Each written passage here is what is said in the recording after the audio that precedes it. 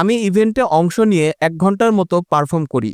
পুরো নাচের মধ্যে অনেকগুলো মুদ্রা ছিল, কিন্তু সেখানে কিছু অংশ ছিল যেটা জুম করে কেউ পাবলিশ করেছে, যেটা দেখতেও খুব বাজে লেগেছে। এমনটা করা মোটেও উচিত না।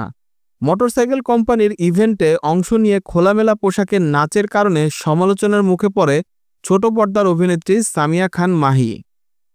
অভিনেত্রীর নাচের বেশ কিছু ক্লিপ সোশ্যাল মিডিয়ায় ঝড়ের গতিতে ছড়িয়ে পড়ে।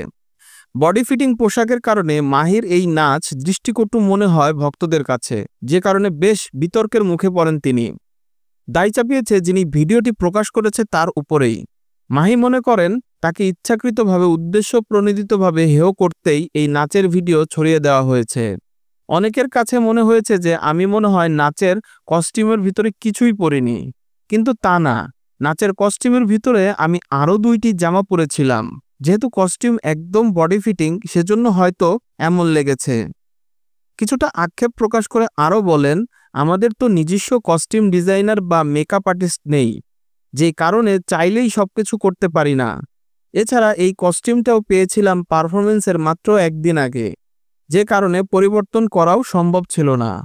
তোমাদের কি মতামত কমেন্ট সেকশনে জানাতে ভুলবে না। আর ভিডিওটি ভালো লাগলে লাইক, কমেন্ট, শেয়ার এবং সাবস্ক্রাইব করতে পারো।